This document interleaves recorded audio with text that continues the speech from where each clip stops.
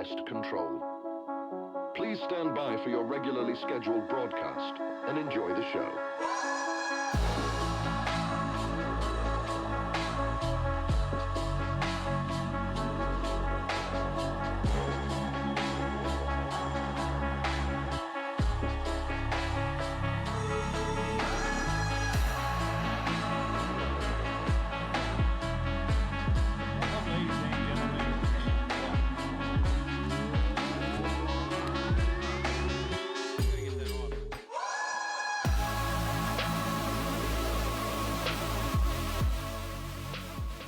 Welcome back, ladies and gentlemen, to Unleashed with Chewy, presented by our friends over there at Burroughs Termite and Pest Control. How is everybody this afternoon?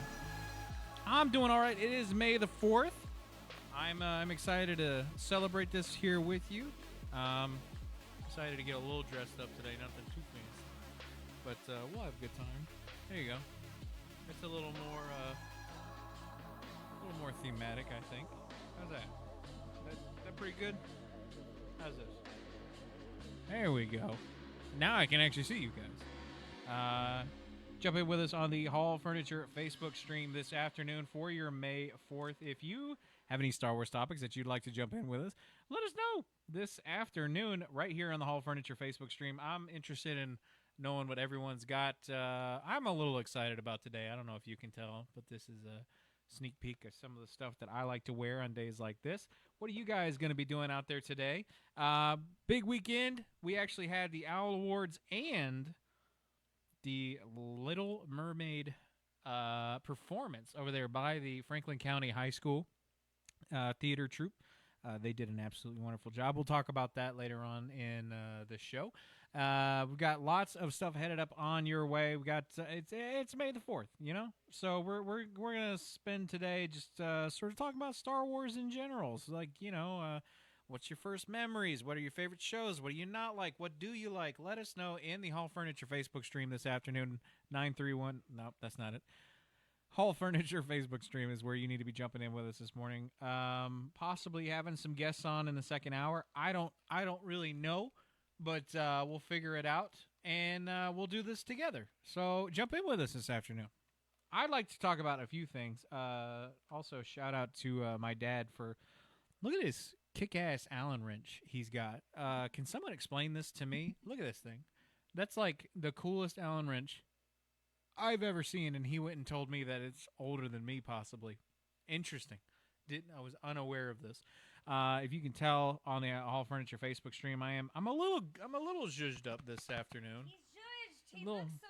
Well, this is a contradiction, right? You can't wear that helmet with that chest plate. Probably not, but I couldn't see anybody, so I had to improvise. This is what Chewy would do in a stormtrooper uniform. Yes, I would complain. Like that'd be the most. What's up? Here we go. There you go. Thank you. And letting us know. What are you looking for? The internet. Oh, okay. Yeah, go for it. The interwebs. Jump in with us this afternoon. What do you guys like? I wanted to go ahead and get started about what was your first Star Wars memory, if you have one. I'm in a weird place when it comes to this one. It started for me, it actually started so young that I don't really remember much of anything. It's live. Perfect. Thank you. Mm-hmm. Awesome.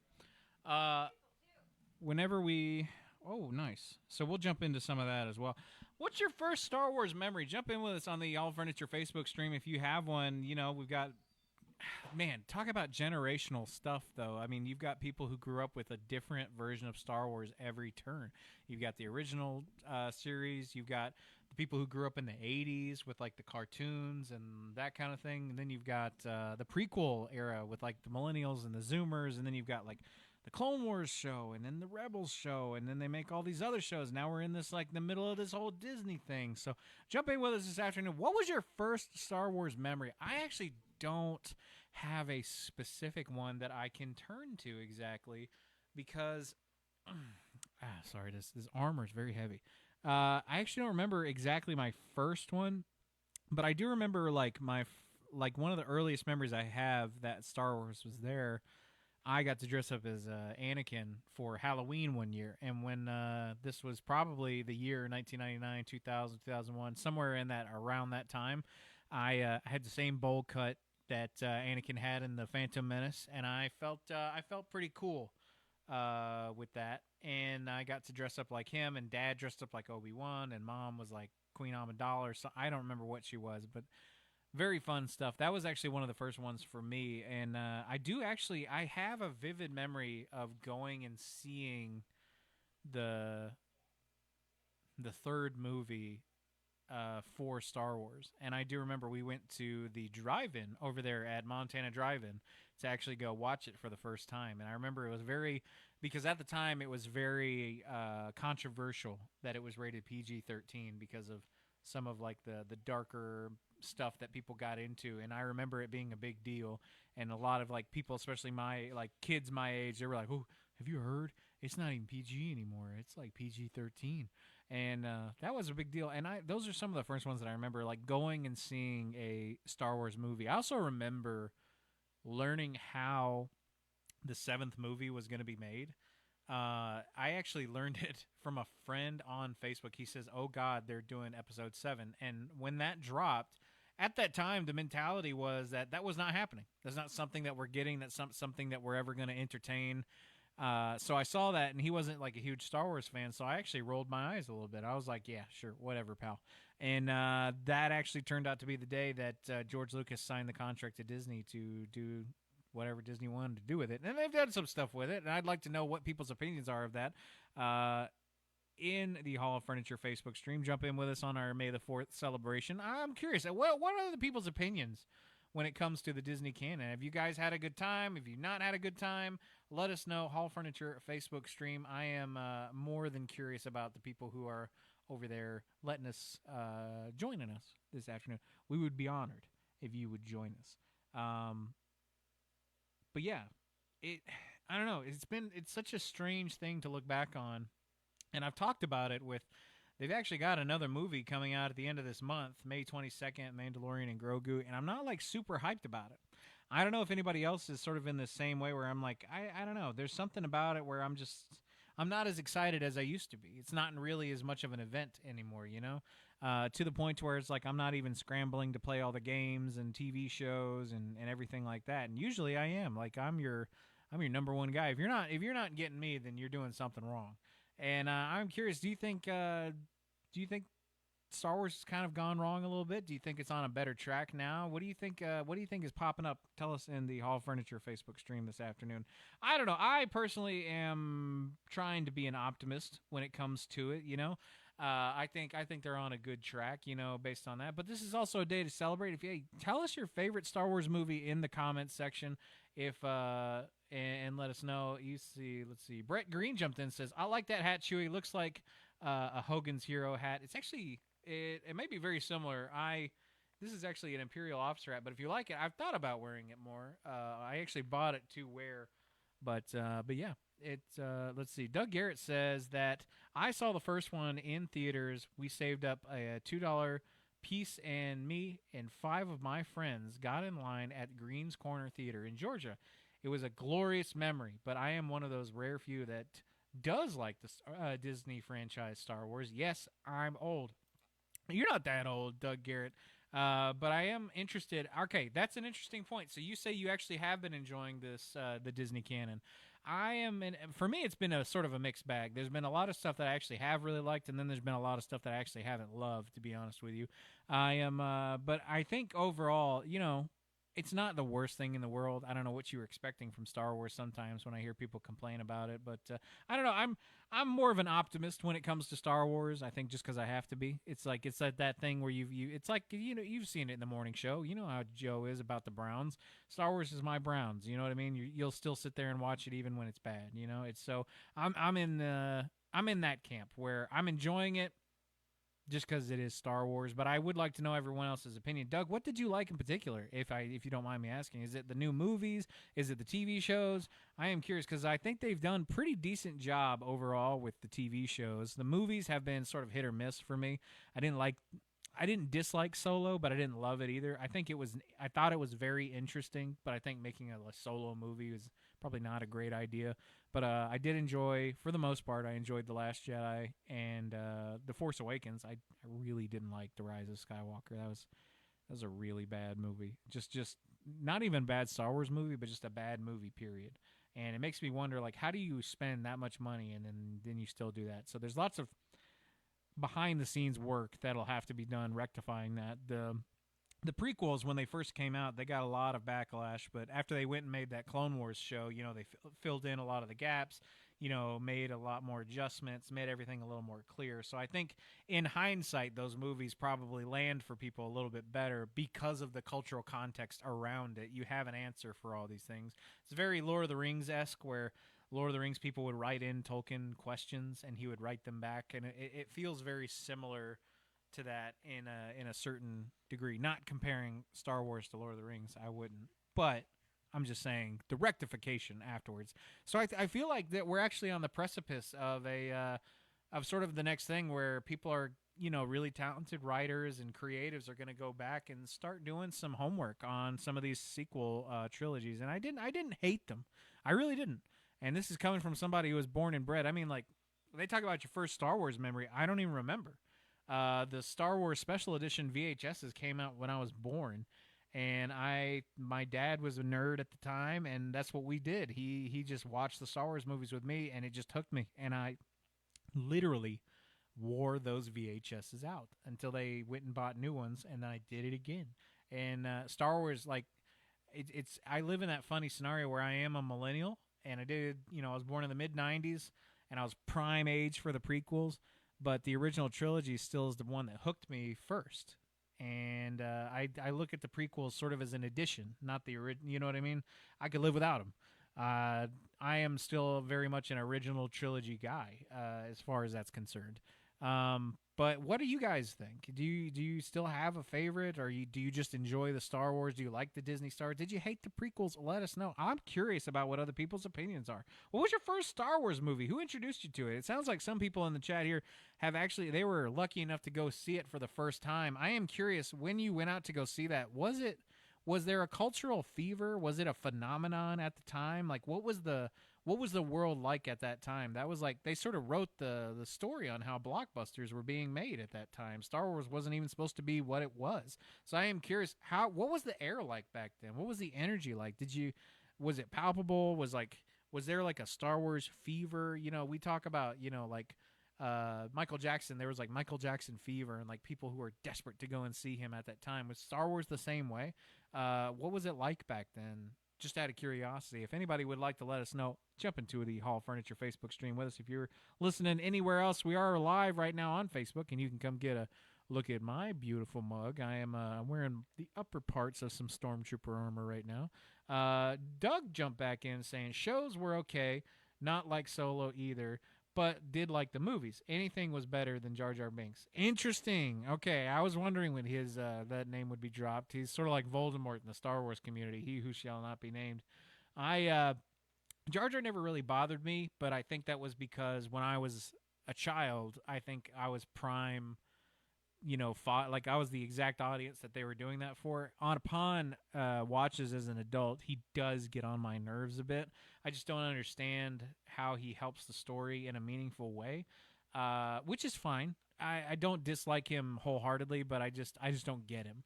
You know what I mean? And then in the sequels after that, meaning 2 and 3, they reduced his role so significantly, but they still had to have him in there. He even smiles at the camera at one point at the very end, but he's also responsible for the fall, kind of. He was sort of like the main domino. So nobody else, I don't know if you guys have ever thought about this, but Jar Jar Binks is kind of the reason why Palpatine sort of took over, because he was the guy that sort of was tricked into doing it. Doug says that I had an original poster for years, but it ended up somewhere like Brett's Pokemon cards. Ah, dang. Where it gets lost in a move somewhere and you never see it again. Isn't that the worst? But, man, an original Star Wars poster? Dang, dog. I wonder if that'd be worth something nowadays. Let us know. If you were just tuning in with us, we're talking about some of our Star Wars firsts. What was your first Star Wars movie? Was it the original? Was it something else? Did you grow up with it? Let us know in the Hall Furniture Facebook stream. I'd like to know. It's an interesting concept. If you've got some gripes or laments or changes to something, let us know as well. Jump in with us in the Hall Furniture Facebook stream. We're going to go take a break here real quick and then be back with more May the 4th Unleashed. presented by our friends over there at Burroughs Termite and Pest Control. Stay tuned after this. Alcohol is common in our culture, but when it becomes misuse or dependence, the impact can affect families, careers, health, and safety. If drinking is causing strain in your life or someone you love, help is available. The Franklin County Prevention Coalition connects you to prevention education, recovery support, and local resources. Stronger together, stronger without it. Learn more at fcpctn.org, funded under a grant contract with the Tennessee Department of Mental Health and Substance Abuse Services. Spring is a season of renewal, and at High Point Health System, with Ascension St. Thomas, your health is always in season. From routine checkups to advanced care, their dedicated team is here to help you feel your best, today and every day. Compassionate care, backed by the strength of Ascension St. Thomas. This spring, take a moment for your health. Learn more or find a provider at highpointhealthsystem.com. High Point Health System with Ascension St. Thomas.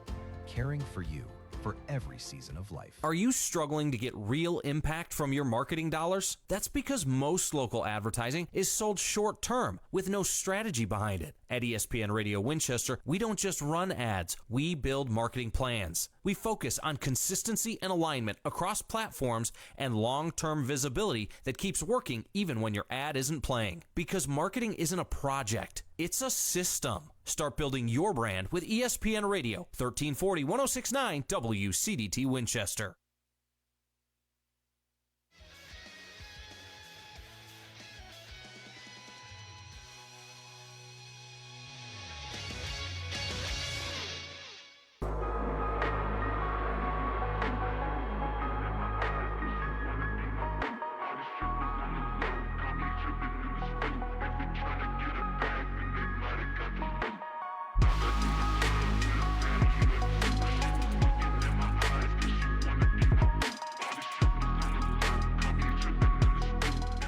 Back. ESPN Radio Winchester 1340 1069 Unleashed with Chewy, presented by our friends over there at Burroughs Termite and Pest Control. It is May the 4th, Star Wars Day. We're celebrating a little bit of some Star Wars. I like to get in some debates. Drop your opinions over here in the Hall of Furniture Facebook stream. If you've got some opinions on these, I'll just be opining until y'all let me know when I'm wrong. First off, everyone's always wondering, what's the best trilogy? Is it the original trilogy, the prequel trilogy, the sequel trilogy? What do you guys think? I think, actually, personally, on this one, again, I go with the classic, that they defined what Blockbuster was supposed to be. They invented film techniques that people still use to this day. You've got classic characters, a mythology that was inspired just by itself. It was inspired by, external things. You've got this marriage of like the Western sort of storytelling and hero's journey with a very Eastern style of character dramas and things like that. A lot of people don't realize how much George Lucas really did borrow from some of the people that inspired him so much, like Akira Kurosawa.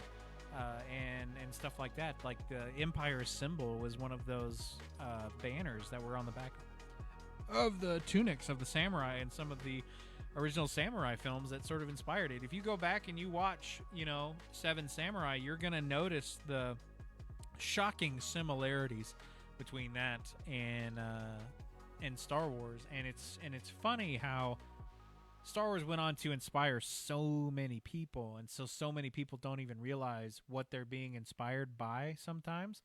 It's a really amazing, beautiful thing. And then you get into the prequel trilogy, it gets very political. Some people don't like that. I don't mind it. I don't mind the deconstruction of, the Jedi. I don't mind the deconstruction of that, this thing. My main problem with the prequels is that the story that they were trying to tell wasn't possible in 3 movies. I genuinely believe that the prequels actually should have been at least 6 movies.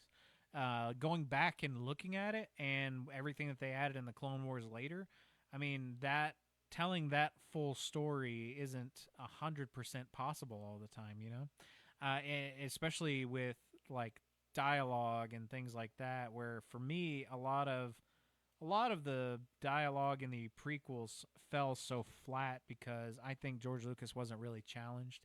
You create this billion-dollar franchise, and people probably aren't going to be like, well, I would actually change that. You know what I mean? As far as that. So you get like the clunky dialogue and the weird romance and stuff like that. And it, I don't know, it doesn't lend to the same iconicism that the original prequels had, or the original story, the original trilogy had. The prequels, I think, where they shined and also are the worst is actually in the visuals, where you've got complex, fully realized 3D renderings of aliens, like Jar Jar Binks. And people forget, you could dislike Jar Jar all you want, but basically without him, much of like the early 2000s CGI and stuff like that would not exist. Gollum probably wouldn't have been what he was without him. The Pirates of the Caribbean movies wouldn't have looked the same without him. I mean, looking back on that, it's a really amazing thing that they even tried to do it, and it really, because it takes a guy like George Lucas, where he just kind of does it. You know what I mean? He doesn't ask for permission if he wants to do it. He just sort of does it. And he was like, hey, we want a fully 3D realized character in 1999 and make it as seamless as possible. And then they did it. As annoying as he was a decently rendered character. It was believable and well done. Amazing, work by the special effects teams. And again, they were inventing techniques for CGI and special effects at that time that people still use to this day. The entirety of the early aughts movies, where the special effects extravaganzas of like Pirates of the Caribbean and some of like Spider-Man and those other things, they would not have existed should anything have changed. So I think the prequels are, well, quality, in my opinion. I don't enjoy them as much. The impact that the prequels have, I think, are sort of something that you just can't deny. The sequel trilogy for me is where it gets a little dicey, where the original and the prequel trilogy were very much driven with the idea of like George Lucas wanting to change the status quo, and he did. He became from being the system rebelling against the system to becoming the system, because of his success. And I don't know if anything like that has been achieved with the Star Wars sequels. It seems like they've been trying a lot of different things to franchiseify Star Wars the same way that like Marvel and some other things have tried. They try to replicate the success with doing the spin-offs and stuff like that. Hey, Andrew jumped in this afternoon. Good afternoon, Andrew. Thanks for hopping in this morning, bud. But I don't know. For the Star Wars, it's been very hit or miss. The Star Wars faith is at an all-time low. People aren't super interested. I've lost a lot of interest in it. I've liked a lot of the TV shows that they've done, but ultimately, I don't know if they have kept up the momentum or the quality standards that Star Wars has. And I'm not talking about narrative quality. I'm just talking about quality in general, where I think we've gotten too much. I think you can have too much of a good thing, and I think Star Wars is sort of in that. But every now and again, they'll pull something out where it's like some of the best, like Andor was some of the best TV you can watch. Not just the best Star Wars you can watch, but some of the best TV that you could watch. That's how good Andor was, and it wouldn't have happened without what we've done with Disney.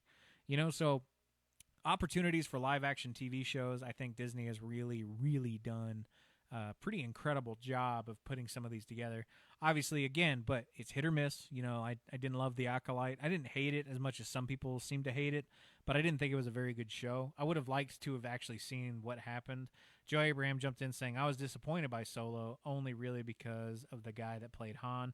Yeah, it was a bit jarring where Aaron Eckhart, I think was the guy's name who did that, or Alden Ehrenreich, or one of those guys. They were playing, and he didn't seem like he was, and again, he wasn't trying to be Harrison Ford. He was trying to be Han Solo. So there's a disconnect where if it was a guy just doing a Han Solo impression the whole time, it probably wouldn't have been very interesting. But at the same time, where you stray so far from a character where you are your own thing, yes, you do stand out, and it's probably technically a better performance. I think it actually underserves the iconic character that you're doing. If you're being a character that's that iconic, I think you should put in a little bit more of the Han Solo-isms. I didn't hate that movie. I kind of wish that movie actually did better so we could get more stories like this. I think where Star Wars has really tripped up the most was when they decided to put a lot of the movies that they had on television, where the Obi-Wan show, as interesting as it was very obviously a movie that had been stretched and pulled into a show. And I feel like that was probably the same for a few others as well. Not Andor. I think Andor was actually, it showed me that when you focus on, okay, we're going to make a TV show, and then they did it, and it's like one of the best French Resistance movies of all time, or French Resistance TV shows of all time. It was so good that it was almost like Star Wars held it back a little bit, where you're actually like, man, this would have been a great like World War II thriller. We're sort of at that point, and let us know in the Hall of Furniture Facebook stream. We're just debating on the bests, as it were. And that's that. I don't know. For me, I say there's nothing. You just can't beat the originals for what they did, what they were doing. The prequels are fun to go and watch, especially if you're a millennial and you grew up with them. And the sequel trilogy, as far as movies go, only 2 of them are worth watching, where the third is literally so bad that it's embarrassing. And for the next, I don't know how long we will be recovering from that disaster. Joe Abraham says Donald Glover was amazing as Lando. I agree with that. That was actually perfect casting. He made an excellent young Lando. And like I said, like their dynamic in the movie, I didn't hate it. I enjoyed what they did. But I just think it ultimately fell a little short, especially when you do things like that where you have to tell every origin story all of a sudden together. I don't know if it always works out. But let us know your opinions over here in the Hall of Furniture Facebook stream. I did want to jump into another where people are wondering, what is the best lightsaber duel, and who do you think it is? I have an opinion, and it's probably not going to be super popular. My favorite duel actually was A New Hope. Well, no, that's not true. No, it's number 2. My absolute favorite was definitely Luke versus Vader at the end of Return of the Jedi, where, Joe Abraham also jumped in saying my favorite newer movie was Rogue One. Well, Rogue One does stand out pretty well as far as world building goes, and it created one of the best franchises. It's not my personal favorite, but I do think they started off on a good foot when they released that movie. Right idea. You know what I mean? But I don't know if it was executed flawlessly. But speaking of lightsaber duels, again, I think Luke versus Vader is kind of the quintessential duel, mostly just because of how it plays out, where the majority of the battle is actually dialogue, where it's Vader taunting Luke and Luke disagreeing, holding back, and then you've got those emotional peaks in that. I know a lot of people are going to say, Obi-Wan versus Anakin in the prequels, or maybe even Dooku versus Yoda or something like that. I like those fights, but for me, there needs to be a little more substance behind it, where I understand why Yoda and Count Dooku fought, but again, it was because he was a good guy and he was a bad guy, and for me, that it needs a little more substance. With Luke versus Vader, he was wailing on Vader at the end of them because he was angry. You know what I mean? Like there was a passion there that as a Jedi, he had to let himself go of. He wasn't going to turn into his father because he had already made the first couple steps. And the only thing that was left was to destroy him. Mom jumped in saying, Rebel scum. Good afternoon, Ma. Yes, happily so. And if you have a favorite lightsaber duel, tell me why I'm wrong. Tell me why I am. I very much am a emotions sort of guy. When you've got a big fancy lightsaber fight's fine, but if it doesn't mean anything, what's it for? I have never been a huge fan personally of just using the glow sticks just for fun. I think it really undercuts the importance of what the scene is. And as much as I find lightsabers to be very interesting, I brought my own from home. I put them up there in the background. I think it's not in good service for it. But lightsaber fights that I did like, I really enjoyed the Ahsoka fight in the Mandalorian show against that lady with the spear. I really liked that one. Just any use of the dark saber at all in Star Wars has always been a good time. I also really enjoyed the Kylo Ren and Rey fight from The Last Jedi. I think that was a lot of fun. It was a little weirdly shot sometimes, and it did feel like they were all sort of like taking turns, but I did enjoy that fight. And also seeing Kylo Ren fight with his lightsaber is always a good time. But the fight with Palpatine and Mace Windu versus the other Jedi Masters, I think, is kind of the coolest. There's something kind of cool and noir about going and fighting the dictator in his own office. You know what I mean? And the big window with the smash and everything, and then that's what pulls Anakin to the side. It falls apart when they start talking. But as far as like fights go, like I loved the Palpatine fight. Doug Garrett says, without Star Wars, we would never have Spaceballs, and that would be a crime to not have that Mel Brooks classic. I 100% agree with that one, Doug Garrett. Also, by the way, Doug Garrett, thanks for jumping in. Don't forget to head on over to Russell Barnett Chevy. He's got some half-price tickets for the spring game that's happening this Friday. Half-price tickets over there at Russell Barnett, and you can go and grab them today for as long as you're up there, I assume. Right, Doug?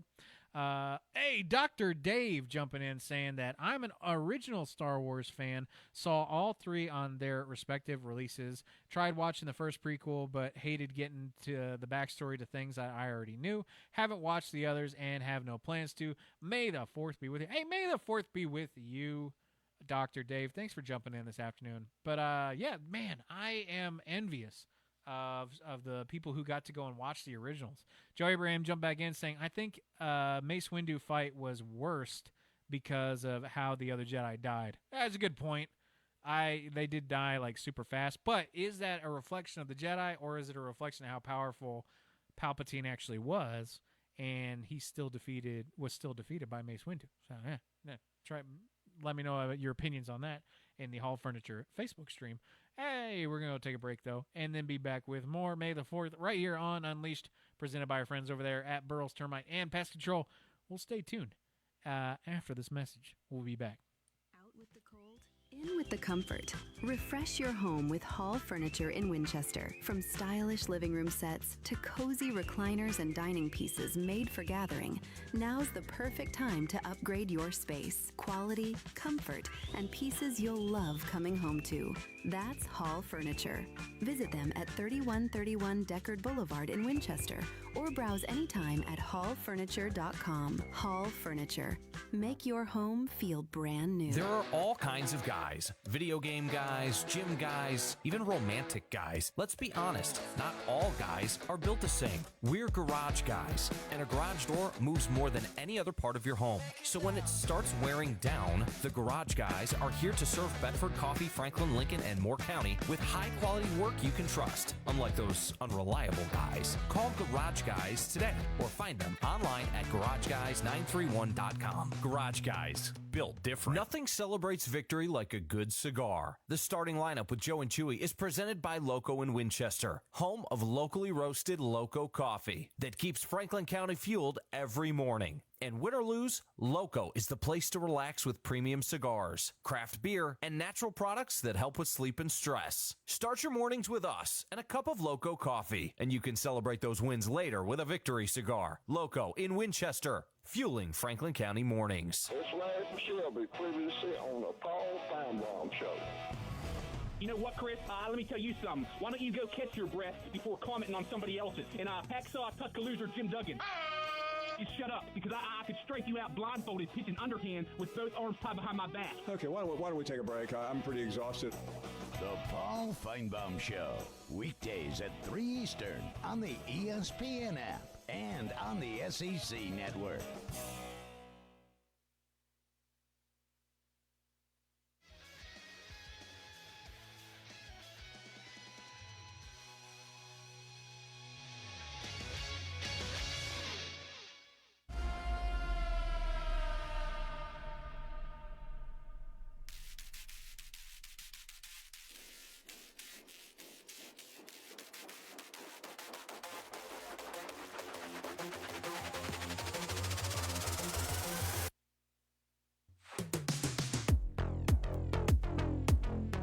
Welcome back to Unleashed with Chewy, presented by our friends over there at Burroughs Termite and Pest Control. Give us a call. No, don't give us a call. That's the wrong show. Join us, presented by our friends over there at Burroughs Termite and Pest Control. There we go. Mom's up to the chat saying, I was 5 years old when A New Hope came out, and we went and saw it at the old drive-in. Very interesting. It is funny how my mom had a experience at Star Wars at the drive-in, and so did I. Very, very, very interesting. If William ever, my brother, he ever has a kid, we need to make sure that they watch a Star Wars movie over there at the drive-in. Let us know. Did you guys watch the originals? Did you enjoy it? What's your favorite? Just let them know. Jump in with us this afternoon on Unleashed. I'm packing this afternoon because I gave Joe Abraham another blaster over here, and he's been shooting me with it coming up behind me, but he doesn't know that I'm actually locked and loaded and ready for that Italian boy to pull up any minute now. So not to worry. I'm packing heat. Jump in with us this afternoon. I wanted to talk about a funny thing because I feel like this is something that everyone has been a part of. I brought these today just for some set dress to get to have fun, but it got me thinking, like, you know what is a huge part of everybody's childhood and basically has been since the mid-'80s? Star Wars toys.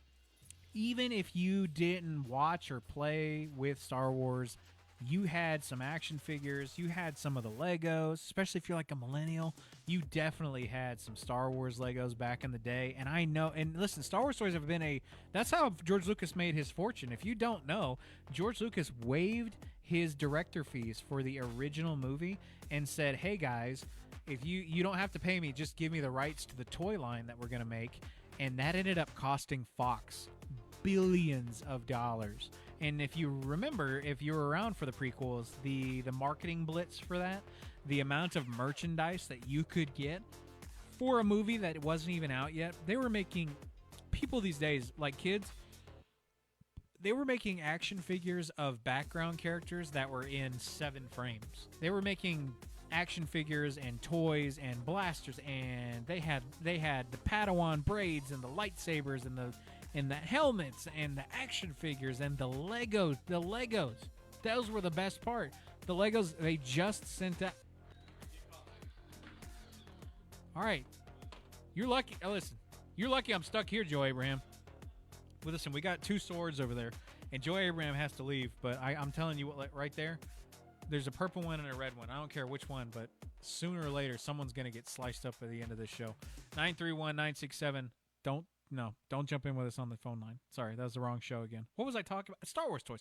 Jump in. What did you guys have action figures from Star Wars when you were a kid? I'm curious. They were basically 90% of the action figures that I had were Star Wars stuff, and along with the Legos as well. I was an avid Lego kid. I'm still a Lego. And you know what? That's not unique to me. I've noticed most millennials seem to have this like Lego thing. And like even to the point to where like 15% of all Lego stuff is like, we talked about this a couple weeks ago, but I think that's really what it was, because I remember going to like Toys R Us and seeing the Lego Star Wars displays, and I remember those old sets of like I had the old like Boba Fett, like half of the stuff that was available back then. I've torn it up. You know, I was real bad about making custom Legos where I would take paint markers and permanent stuff and cut them up to shape them the right way and everything. I was cutting up like old, like real expensive nowadays stuff. Talk about regrets. But I still, somewhere around there, we've got a lot of these old Lego Star Wars Legos. And it made me wondering, like, what was everyone else's interaction with that? Because I've thought about this, and I'm like, you know, people who don't even like Star Wars, if you grew up in that era, in the like anywhere from like 1977 to probably up until like 2011, how many of you kids had the Star Wars toys, even if you didn't watch Star Wars, because they were so ubiquitous and they were everywhere? So everyone, even if you weren't a Star Wars fan, you had like a little blaster from Star Wars or something somewhere. You had at least 1 or 2 of the Lego sets that were from Star Wars. Even if you were like a kid like me, like when I was a kid, I wanted the Lego set usually because there was one specific piece in there, and I was like, I really need that piece. So I would build it and then just add the Lego to the larger Lego pile that I could go and create stuff with. But I remember, like, I had friends and even people who would be like, you know, like they go to, like, we would go to yard sales and just pick up a box of toys, and like half of them would be Star Wars. I was curious if anybody else had similar experiences to that when you were growing up with Lego toys. Joe Abraham says, Lego, my Lego. Now I want an Eggo. Man, Joe Abraham out here spitting bars. But what was everyone else's experience? Did you have like the Lego stuff? Were you a lightsaber kid? Did you and your friends or maybe your siblings even have the lightsabers that you would wail on each other with? Let us know on the Hall Furniture Facebook stream. Jump in with us. We're talking Star Wars this afternoon. We got some more headed on your way in the second hour. We're going to jump into some talking about the theater. We went into the Owl Awards, and we saw Little Mermaid last week. We'll be jumping into some of that in the second hour. But jump in with us this first hour. Reminisce with us on this Star Wars day. What were your Star Wars figures growing up? Were you one of the lucky ones to have some of the original Star Wars figures? Were you a little bit later like I was, and you had some of the original Star Wars Legos, or are you somewhere in the more modern one? Good. Or are you somewhere in the middle where nowadays, you know, they're more collector's items than actual playthings?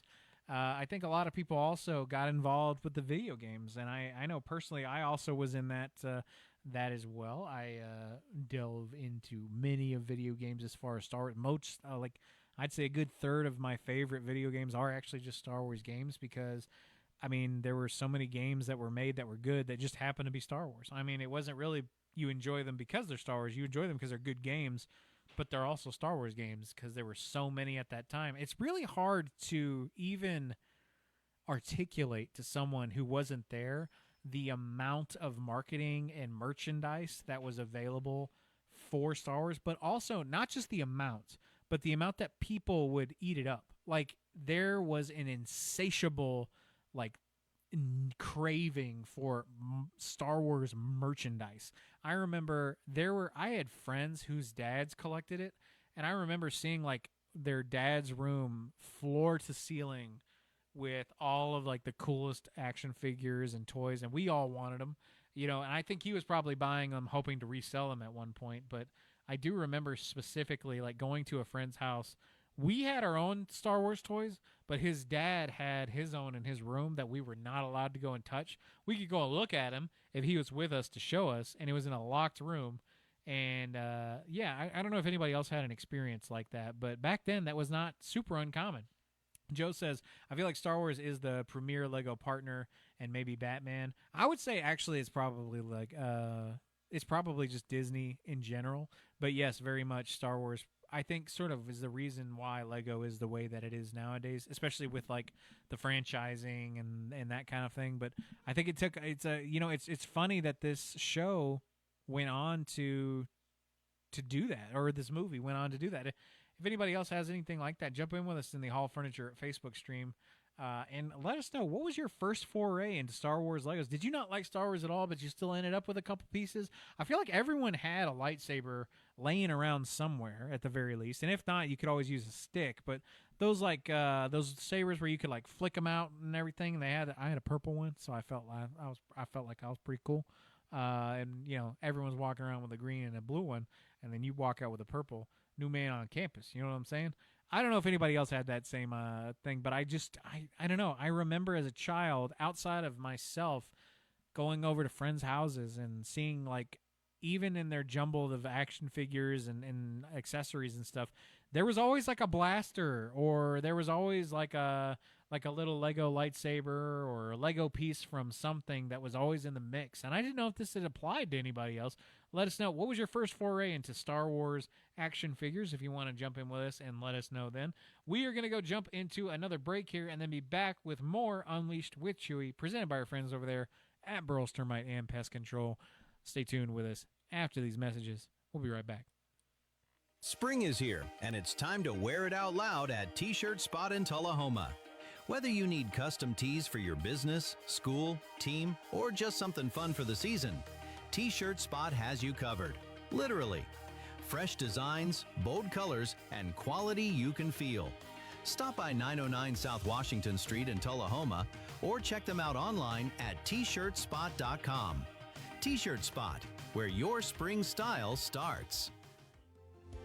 Bennett's Pharmacy in Winchester proudly congratulates the Franklin County class of 2026. This milestone reflects years of dedication, perseverance, and growth.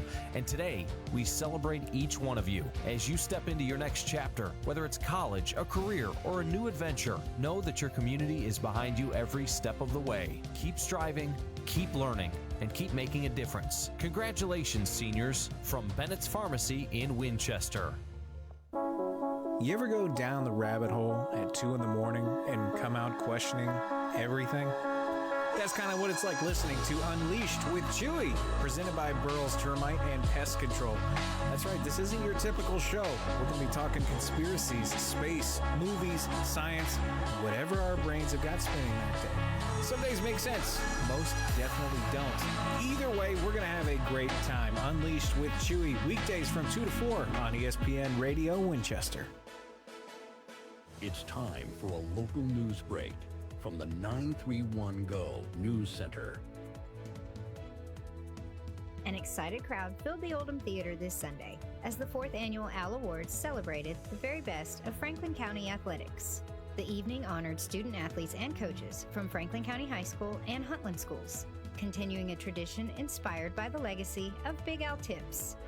The event stands as a tribute to encouragement, effort, and belief in young people across our community. Female Coach of the Year honors went to Daryl Jolly, while Kermit Reed was named Male Coach of the Year.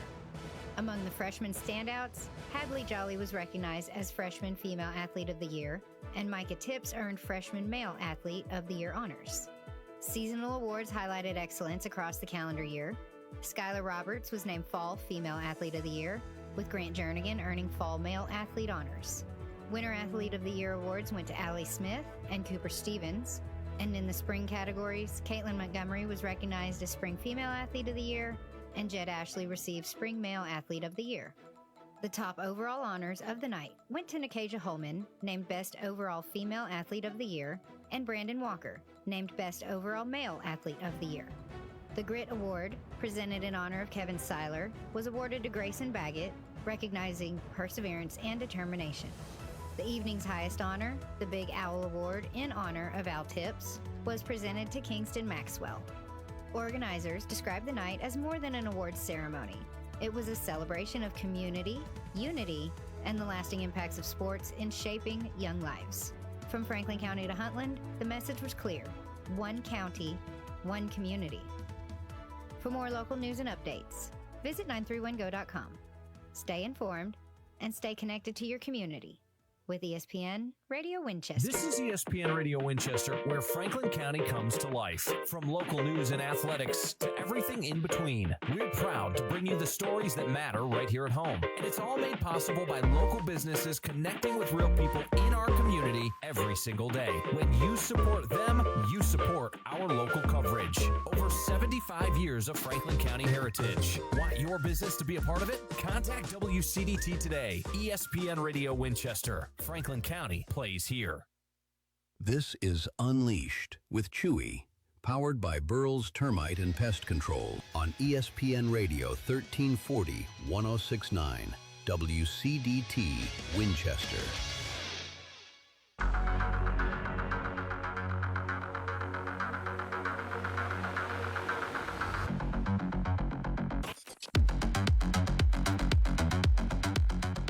Welcome back. ESPN Radio Winchester 1340 1069. Unleashed, presented by our friends over there at Burrell's Termite and Pest Control. For the last segment here, we've only got a few more minutes. I just wanted to talk about some video games, and that was just something that was on my mind. My mom jumped in saying, my very first Star Wars toy was Han Solo. I got at a Christmas party, and I was 6 years old. Good pick, if you did pick it, but it's not a bad one to be hit with. I don't remember what my first one was. I'm sure somebody might have an idea. Did want to talk about some video games. We'll be bringing them up again in the second hour as well. We'll have more coming at you at the second hour, talking about the performance that I saw. It was the Little Mermaid by the theater up there at the Franklin County High School, and I'll tell you about some of my experiences over there at the Owl Awards last night. give you some sort of behind-the-scenes information a little bit about, setting it up and what I got to do there and that kind of thing. So we'll jump into that as well. But I wanted to talk about some video games. Star Wars, listen, it's not just been a movie thing. It's been video games, comic books, regular books, just about everything in between. And there's been lots and lots of video games, and probably just about everyone who's at least watched has played one of these video games before. Even if you don't like Star Wars, you definitely probably played a few Star Wars games growing up, whether that be Star Wars Battlefront, Knights of the Old Republic, Republic Commando, Star Wars 1313, though I did want to particularly talk about as well. There were a lot of video games in the early aughts, especially, that landed really well. Knights of the Old Republic is probably my favorite, being the role-play game where you play. It's actually set 4,000 years before the regular Star Wars continuum, which gave them a lot of leeway to sort of just do what they wanted, and I'm glad that they did it. It's a lot of fun. Let us know in the Hall of Furniture Facebook stream, what did you play when you were growing up? Lego Star Wars? That was another one. I remember getting Lego Star Wars, and it came with a ticket to see Revenge of the Sith. It was pretty interesting. I remember this, and it was so specific. It was even on like a cover. And but I remember when the first Lego Star Wars game came out, and I saw the graphics for that, and I was like, wow, this looks just like Lego. This is like one of the best looking games of all time. And look at them now. They're still making Lego games to this day. But I remember when that was a weird foreign concept. I think I was in elementary school and just about to go into middle school when this happened. And I remember playing it for the first time and it just being absolutely amazing. There was no voice acting. It was like the classic sort of slapstick kind of thing. No talking, just sound effects. Very interesting use of the medium, and I remember absolutely loving that. It's also Star Wars Battlefront, dude. The amount of time y'all heard about Doug Garrett, me and his son, when we were in school together, we would actually kill Battlefront 2 back in the day. Absolutely loved it. And I know anybody my age probably thinks exactly the same way.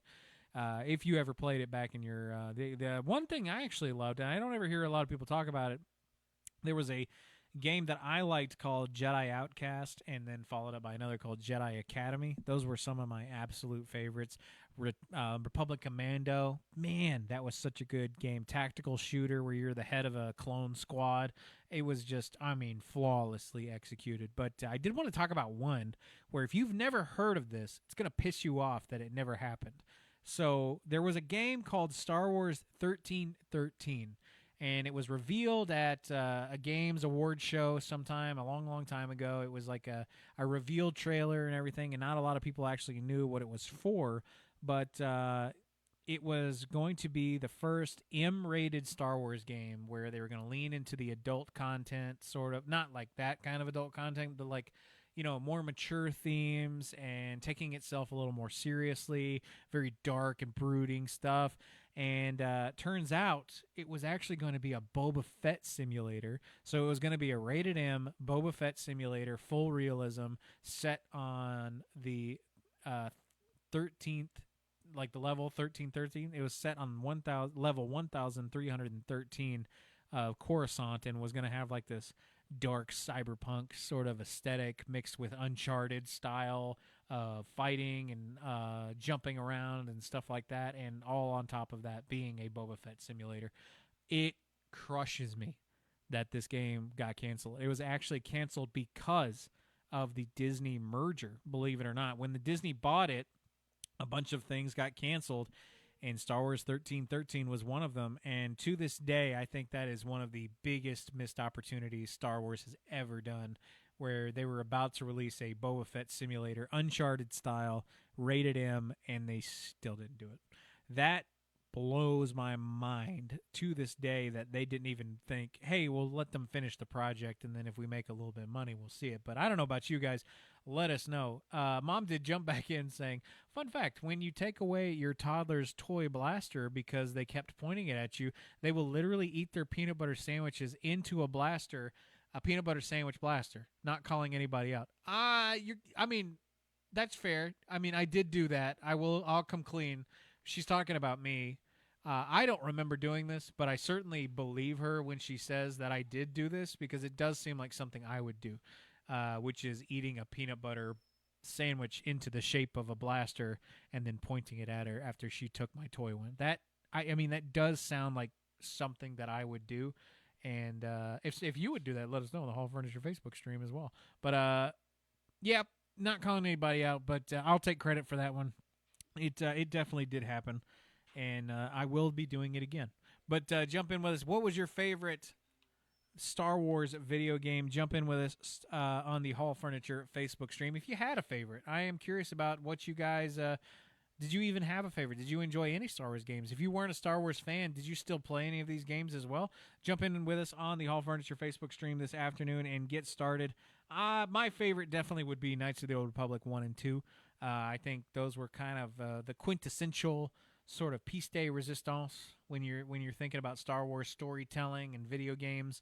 You kind of can't go wrong, and I would like to see more of them in Star Wars canon. Maybe there's supposed to be a remake that's coming out, so we'll see. I don't know. Maybe.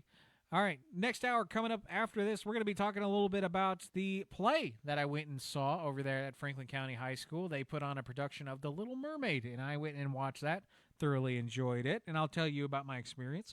I also will inform you guys on the Owl Awards, what I did out there, my experience, watching everything from the sidelines. I'll give you a little bit of behind-the-scenes information as well.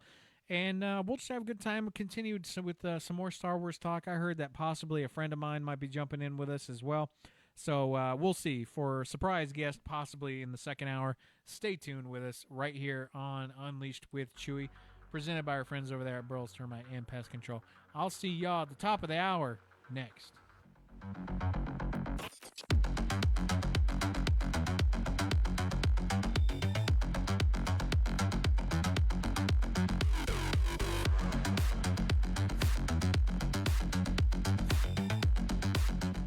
Got a project to tackle or a party to plan?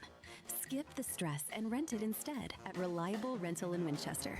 From tools and heavy-duty machines to chairs, tables, and event essentials, they've got what you need to get the job done right. Whether it's work or a weekend celebration, Reliable Rental makes it easy. Stop by 2433 Deckard Boulevard in Winchester, or check out everything they offer online at ReliableRentalFC.com. Reliable Rental. When you need it, they've got With it. the latest from around FCHS and Rebel Nation. The Rebel Report, every weekday, presented by Oaklawn Baptist Church, right here on ESPN Radio Winchester. Welcome back, Rebel Nation. I'm Lucas. And I'm Laura. We've got a packed Rebel Report today with postseason action heating up across the board. So let's get right into it. We'll start on the diamond, where the FCHS baseball team put together an incredible run this past weekend. The Rebels battled their way through a tough bottom bracket, taking on Giles County, Marshall County, and their rivals, Tullahoma, in a series of must-win games. That's right. It was a grueling stretch, but the Rebels showed resilience and determination every step of the way. After that exhausting run, the team made the strategic decision to take second place in the district tournament. And that decision pays off in the big picture big time. They'll advance to the region tournament with some much-needed rest and recovery time, and that could make all the difference as they continue their postseason journey. Switching over to softball, the Rebelettes made a big statement Friday night with a huge win, knocking the number 2 seed into the loser's bracket. With a big-time momentum shift heading into the next round, the girls are set to face off against Lawrence County Monday. And the stakes could not be any higher. Win, and they'll punch their ticket straight to the championship game. A loss doesn't end it, but it does mean they'll have to battle their way through the rest of a double elimination bracket just to stay afloat. Either way, this team is playing with confidence at just the right time, and we'll be keeping a close eye on that matchup. Now to the pitch, our boys soccer team is making some noise in their tournament as well. The Rebels picked up a big win over Columbia on Saturday to advance to the semifinals. That sets up a major showdown Tuesday night as they take on the district's top-seeded team, Shelbyville, at 7 p.m. It doesn't get much bigger than that. A win there could send the Rebels straight to the championship match. And finally, heading to the track, several of our Rebel athletes will be competing Tuesday in the region sectionals. With a trip to the state tournament on the line, the pressure is on. Only the top finishers will qualify, so every second and every inch counts. We've seen some outstanding performances all season long, and now it's time for our athletes to rise to the occasion. We want to wish all of our teams and athletes the best of luck as they continue their postseason runs. That's all for today's Rebel Report. And as always, go Rebels! Located at 108 Memorial Drive in Winchester, Oaklawn Baptist Church is a place where families grow, faith is strengthened, and students are encouraged to live with purpose, which is why we're proud to sponsor the Rebel Report. Our mission is simple: introduce people to Jesus, and build strong families through God's Word.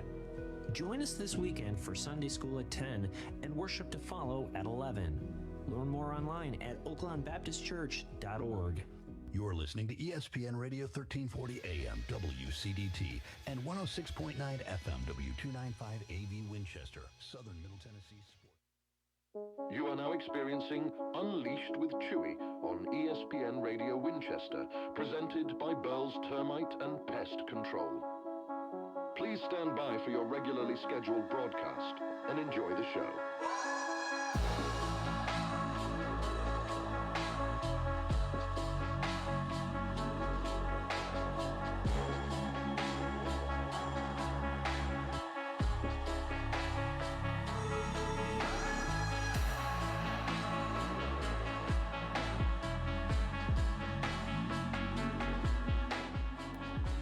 Welcome back to Unleashed with Chewy, presented by our friends over there at Burl's Termite and Pest Control. Jump in with us on this May the 4th. We're celebrating Star Wars. I was talking some video games before. We may lean some more into that. I want to talk about some of the upcoming stuff as well. If you've got something that you'd like to talk about, jump in with us on the Hall Furniture Facebook stream. If you've got some opinions, if you don't like Star Wars, or maybe you do and you don't anymore, you used to, let us know right here on the Hall Furniture Facebook stream. This is Unleashed, presented by our friends over there at Burl's Termite. I am Chewy. Yeah, that one. That's what they named me after. A lot of people didn't know that, but I actually had a pair of Chewbacca Crocs that I wore out because I wore them for so long, and that's actually the reason why they call me that. Is because of those Crocs. And I'm still rocking Crocs, different franchise, but still rocking them. But yeah, my name did come from that. So I guess technically I am your resident Wookiee for the afternoon. Join us here on the Hall Furniture Facebook stream or anywhere that you may be getting your WCDT. If you're, you can get it on the mobile app. You can be coming in through the FM. Let us know what you guys are doing this afternoon. I want to know as well. I did want to talk a little bit about the performance that I saw up there at the theater. I had the privilege of being able to be present to watch The Little Mermaid live performance up there held by the Franklin County High School Theater Troupe. And I just got to say one thing, guys. Fantastic. Actually fantastic. I am so glad that I got up there and did that. I had an absolutely wonderful time. Watching those kids get up there on the stage and perform their hearts out was an absolute privilege, and I would highly recommend next time anyone goes. I mean, we had an almost packed house. It was a Saturday afternoon, almost completely packed, but there's still plenty of room for you if you wanted to go and see one of these things. Get out there and do that and enjoy one of these because, I mean, the work that those kids do to sound as good as they did, absolutely amazing. Fantastic job to everybody involved. Hey, great job to all of the singers and the performers. Great job to the people who are getting the costume together. Great job to Miss Elder, who was putting the whole thing together. Great job to the stagehands working together and doing all the things. And all of the kids in the background up in the crow's nest up there doing the lights and the sound. You guys all did an absolutely fantastic job, and I am so happy that I got to go out there and experience this. And I look forward to the next performance that comes out of there. I expect all of you to be out there as well, and maybe next time we'll give away even more tickets. We had a fun time giving away tickets to this thing, but I got to say in particular, I thoroughly enjoyed Ursula. The costume and performance both were fantastic. I got to say the costumes were a lot of fun. Isaiah played Sebastian, and that was interesting where he had these like mitts that were like lobster mitts, but like a full top hat and all bright red suit that he had on. Triton looked badass. He had like a huge, literally Triton, and just the whole regalia, and there were constant costume changes and theater movement and changing of sets and rearranging things and special effects, lightning, and all kinds of stuff. All just a fantastic job. The singing, the performances, the way it all came together. I had an absolute blast the whole time. My girlfriend and I both went out and watched this, and I mean, hey, thumbs up. With 2 thumbs way up. I cannot wait to see what else these kids have got out there. I thoroughly enjoyed it. Jump in with us on this afternoon segment of Unleashed with Chewy, presented by our friends over there at Burrell's Termite and Pest Control. Hey, Disney Renaissance. Who was that? Is anybody's favorite film, The Little Mermaid, out of that? Just out of curiosity. I know Katie told me after that when they went and watched it, after they saw the performance, she went and turned it on at home, which was a smart move. We didn't go home directly after that I did, but I don't know. It doesn't compare because there was something just sort of nicer about hearing the kids do the singing and the acting and that kind of thing, and it was a lot of fun just watching them perform, as it were. And it was interesting to sort of pull apart where you're like, oh man, you know what I mean, where you could like tell like some of the kids out there where you're like, well, that's what they'll be doing for the rest of their life, or or you were surprised at I gotta say I was surprised at how clear everybody was, like how good not just how good the singing was, but like I could understand what they were saying. I could like the articulation, there wasn't any flubs, they were just singing wonderfully. I was shocked, but in the best way possible, because I didn't even know what to expect, and I was still blown away. So shout out to everybody involved. I had a really great time. All the leads, side characters, stagehands, everybody did a fantastic job. Next time they have one of these performances, I expect to see everybody out there because they deserve it. They did a fantastic job, especially with like the really iconic songs that everyone knows about. I thoroughly enjoyed where I'll be honest with you, I got a little bit of the goosebumps whenever they started playing Under the Sea, where it has that first little steel pan sort of noise at the very beginning, and I was like, oh dang, this is great, and they sang it and they blew it out of the water, no pun intended. So very, very fun stuff. Head up there. Next time they've got another one of these, we'll certainly be talking about it, and we possibly will even have some of the crew on maybe this Wednesday. We'll see if we can get the crew back on here, and we'll do a follow-up interview. I know they all did one with Johnny Hand, but we'll do a second one, and we'll ask them lots of questions. So tune in on Wednesday for that. Possibly. We'll see if anything changes. But for now, jump in with us on the Hall Furniture Facebook stream. We've been talking Star Wars. I'm going to talk about some of the kids' achievement at the time. Hey, they should do a Star Wars show. Let's see a Star Wars musical. I triple dog dare you trying to pull that off. 931. Nope. Again, I'm sorry. That's the wrong show. Afternoon show. Unleashed. Presented by our friends over there at Burrell's Termite and Pest Control. All right, jumping back in to some more Star Wars. If you have any more questions about what's going on up there at the theater, drop them in the Hall Furniture Facebook feed, and I will pass along those questions to them whenever I get there. Hot takes for Star Wars. I did want to know some of your hot takes as well. Mine kind of lean more into their, things like, I don't think the prequels they didn't ruin anybody's childhood. I think that everyone says that. There's the meme about George Lucas ruining my childhood. I don't know if I personally buy that very much.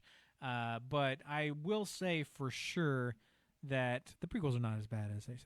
And I'm sorry to anyone who hears that and they didn't grow up with them, but I don't think they're that bad. I'd be mad at the sequels more than you are at the prequels. At least the prequels were saying something. Whether that thing was very smart or not, I don't know, but at least they were saying something. But Jar Jar is sort of the same boat where I don't think he really ruined the franchise. I think that's a strong way to put that. But I don't know. I dislike Jar Jar. Like, I think he was, I think mistake is a strong word. I think Jar Jar was a miscalculation. There's lots of different ways where Jar Jar could have been used a little bit better, a little bit more smart, as it were. Darth Maul, though, I still think that might have been their biggest missed opportunity when it comes to the prequels. Why was Darth Maul not the main villain for the entire series? I mean, the emotional crux for Obi-Wan Kenobi across the 3 films, using him as sort of like his linchpin and, overcoming that kind of thing with Anakin, and finally, I don't know. That just, writing on the wall as far as I'm concerned. It makes no sense, especially nowadays where they've got, like, Darth Maul. Did you know that Darth Maul just got his own TV show? Yeah, they're about to do, like, the finale. There's a whole animated show about Darth Maul. I didn't even know, number one, that there was that much content. Joe Abraham says that the sequels make the prequels look great. 100% agree, especially The Rise of Skywalker. I know I've said it again, but I'll say I did not like that movie. I don't get it. I think it was a bad decision, as it were. But Rise of Skywalker makes the prequels look like, Citizen Kane. That movie was so bad that I look back at now and I'm like, man, I wish that the complaints that I had with the prequels were the same complaints that I had now with some of the Star Wars. You know what I mean? Because I'm getting to the point to where I'm not even really super excited about Star Wars anymore, and that's coming from me. Look at me. I'm their number one demographic. I'm not gonna make that joke, but my point being, if you're not hooking me, then there's a fundamental issue. You know what I mean? Where I don't know. I feel like we've missed something. Rogue One, how did you guys like that too? I don't know. I've got some Star Wars hot takes here. For me, Rogue One, I actually don't think it was amazing as everyone else thought it was. There's some really sloppy editing in that movie and some strange writing choices. And but I did want to talk about, listen, the TV shows. How do people feel about the TV shows? Because I have mixed bag with it. Because I think for me, Star Wars, the main storytelling medium should be. Couldn't tell what just flew by me if that was a wasp or a fly, but I'll stay low. Oh, hold on. I couldn't tell if that was a wasp or a fly, but it's about to be dead. He's no good to me, dead. Drop your favorite Star Wars quote in the Hall Furniture Facebook chat this afternoon if you're interested. But tell me, I feel like Star Wars, the main medium should be movies. Obviously, there's books and comic books and stuff like that, and I'm always happy to have that stuff. That stuff is really great. There's a lot of really talented and creative writers who get on those and make those, and I think it's interesting to see movies incorporate these characters that come from sort of the extracurricular activities. But The Mandalorian for me worked because of its simplicity. It wasn't something beyond graspable. It was literally just a Western. The story of the warrior taking on the child is not a unique thing. It's one of the oldest storytelling tropes that you have, and it was done well. I think they've gotten a little too big for their britches as far as The Mandalorian is concerned, especially with the upcoming movie. And I don't know. I'm excited because it's Star Wars, but I'm not super I need to see this. I'm not even close to there. For me, right now, the movies that I'm thinking of that, they're not even remotely even Star Wars related, you know? And I think that's kind of a bad thing, where if I am not, I should be the easiest sell for Disney, genuinely. And I'll be honest with you, folks, I am at the point now where I'm like, nah, I can take it or leave it. I think, I've seen the best of what Star Wars can do. And that's my ultimate fear is it's not really going upwards anywhere. It's just sort of a lateral move every time. And I don't know. Let us know in the Hall Furniture Facebook stream. Do you sort of feel the same about this kind of stuff? Are you on the fence about it a little bit when it comes to that? Or do you even care about the Darth Maul show that's currently out right now and releasing episodes? Do you care about the Mandoverse or anything that happens in there? Or would you rather see a new story? For me, I'd rather see something new. But moving on, lightsabers or the Force? Let us know. We're doing some hot takes. How did you guys feel about lightsabers versus the Force? If you had a lightsaber color, what would it be? Jump in with us on the Hall Furniture Facebook stream. That's always a great question.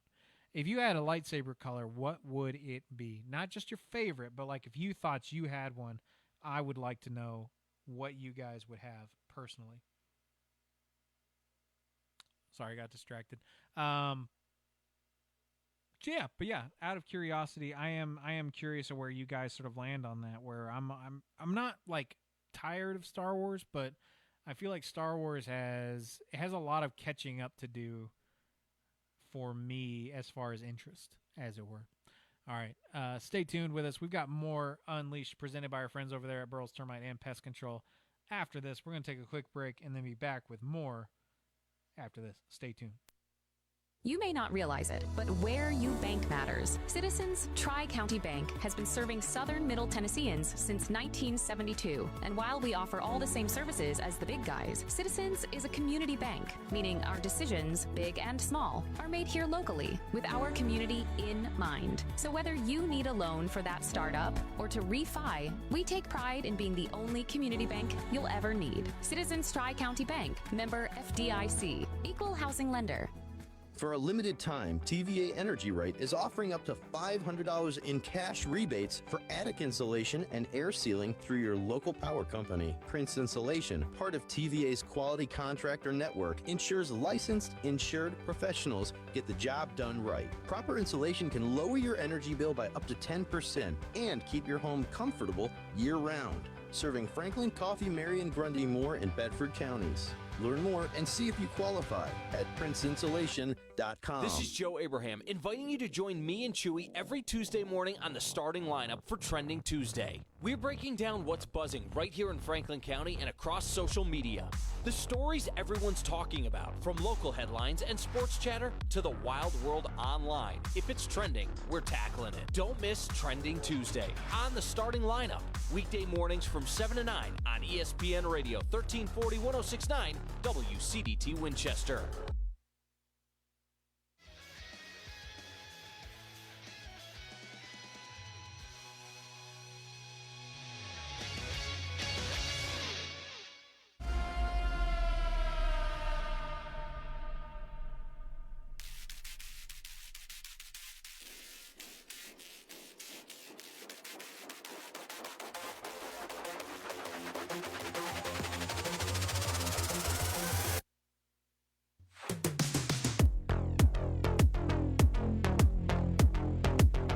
Back to Unleashed with Chewy, presented by our friends over there at Burroughs Termite and Pest Control. I just want to let everybody know at 931go.com, Katie actually put up an article about the Little Mermaid production, and it kind of goes into detail about, the atmosphere, what it was like out there, seeing some of the students. There's lots of pictures from the performance as well.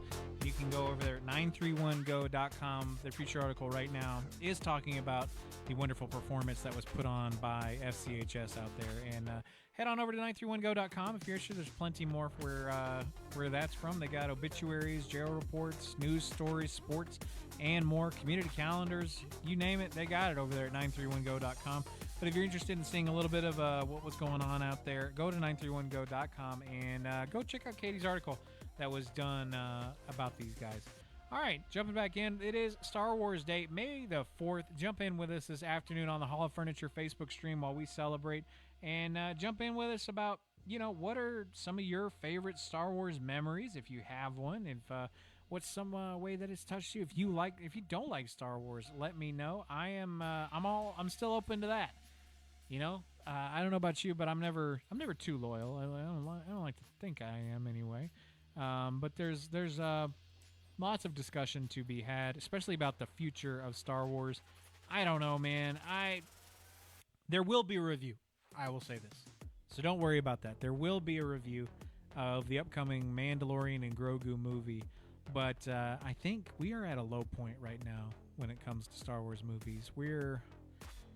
Apparently this movie was supposed to be like some sort of like Mandoverse get-together movie with Ahsoka and all this other stuff, but it ended up not working now the CEO is Dave Filoni, along with like somebody else who's doing it with him, and I don't know. I'm sort of at a low point when it comes to Star Wars movies. I just don't think the spin-offs are a good idea for movies. I think those are better served as like television shows personally. And if you are going to do a movie, I think it should be like a mainline new story, like its own thing. And don't supplement the story with a TV show. If you're going to have a character who's going to have their own TV show, that's fine, but don't make it a requirement to go watch the movies. Like I saw in the recent Mandalorian and Grogu trailer, there's lots of like character silhouettes that I saw where I recognize them and other Star Wars fans recognize them, and I'm glad they're making them for Star Wars fans, but nobody else is going to know who these characters are, okay? And there seems to be an inordinate amount of focus on continuity when there should be an inordinate amount of focus on story. Where I'm a lore guy just like the last, and I don't want them to overtly contradict things either. But at the same time, I would rather have a good story than a story that has to make 100% sense with all of the established lore. I mean, they do this all the time, like rewriting comic book stories or something like that. They don't really have much of a problem changing that kind of stuff. So, I mean, I don't know if you have an opinion on how lore should be treated, let us know. And but I don't know. As far as Star Wars movies go, I think we're at a low point. It's not that I am not excited for the new Mandalorian movie. I am. It's just that it doesn't feel the same as it used to. And maybe I'm just getting old. Maybe that's what it is. I don't know. But moreover than that, I think it's just that I don't know. It just doesn't do the same as it used to. I guess that's probably the Disneyfication of it, the Marvelization of what Star Wars has become. It's got to be a $1 million franchise that these people can milk for decades, and I get that. But at the same time, when you're playing your move, you need to do it in accordance to how your brand has done it. You know what I mean? Like this media blitz to push out as much content as possible, you're going to dilute a few things. You're going to miss a few things. You're going to miss a few steps. It makes it less special, especially if you're just rehashing everything that's been the same. Star Wars, unfortunately, has been in this perpetual twilight of attempting to rewrite history with the sequels and make people sort of forget about them, but ultimately just creating more content set in the original trilogy, which, again, I'm not against. That is something that I do like. It's just that it's a little bit surprising sometimes when they make these promises to do this big sequel thing, and they've got all these stories ready for it, and they write all this lore, and they make all this stuff, and then they just go back to telling stories in the original trilogy or slightly prequel-esque. And I'm a little confused as to what we're doing. I think they need to pick a lane, but at the same time, commit to one. If we're going to do the thing where we're just playing around in the original trilogy, let's do it. I like that. I love the original trilogy. I like to see an expansion of that. I love to see the evolution of what we got. But pick a lane. Like, if you're going to do the sequel stuff, expand it. Make it interesting. You've had, how long has it been now? 11 years since, almost 12. It's still 12 years it's been since Star Wars was bought out by Disney. And what have you done with the sequels besides 3 movies and a couple comic books? I mean, you spent this entire time building up a series that you never intended to expand upon. And when you do that, I mean, it's going to get people less interested. The prequels got their comeuppance when the millennials got old. The sequels it will happen again with the sequels, but it's not going to do it if you just leave them to die and stagnate. Like, they released a big memorial poster for May the 4th the other day, and it had all these characters on it. It had characters from Knights of the Old Republic, but it didn't have characters from the sequel trilogy. So what are we doing here? And Star Wars, the live-action stuff at the Disney place, they're replacing a lot of that stuff and making it old school too. They're kind of like Boba Fett walking around and Han Solo and that kind of thing. Explain that to me. What are we doing? Are we going to jump back and forth? Are we changing tactics? Are we switching gears? Pick a lane. I don't think it's very good for Star Wars to be doing that, especially that. And I think, think about it. Back in the day, a Star Wars movie that was a big deal. That was a reason to get excited. That was it was world changing. Like, for those of you who may be too young to remember this, when the prequels came out in 1999, the first one, the world economic changed. Literally, there were so many people who called out of work that day to go watch this movie that literally there was a shift in the economy that noticed the amount of missing workers and money that day. That's where we were, and now they are tracking The Mandalorian and Grogu to be making less than the lowest grossing Star Wars movie ever made on its debut. Explain to me that. I mean, I feel like there needs to be a radical restructuring project when it comes to Star Wars here recently, because I just don't know. Unless this Mandalorian and Grogu movie blows our pants off, I don't know, and I don't expect it to.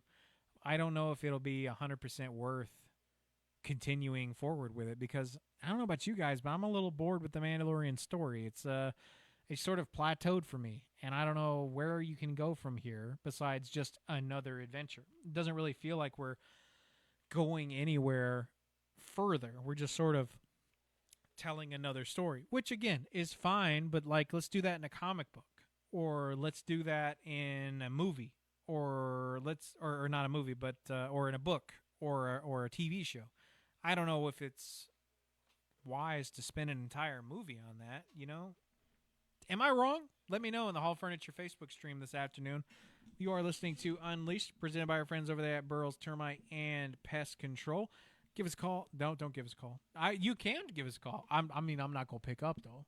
So don't expect no pickup.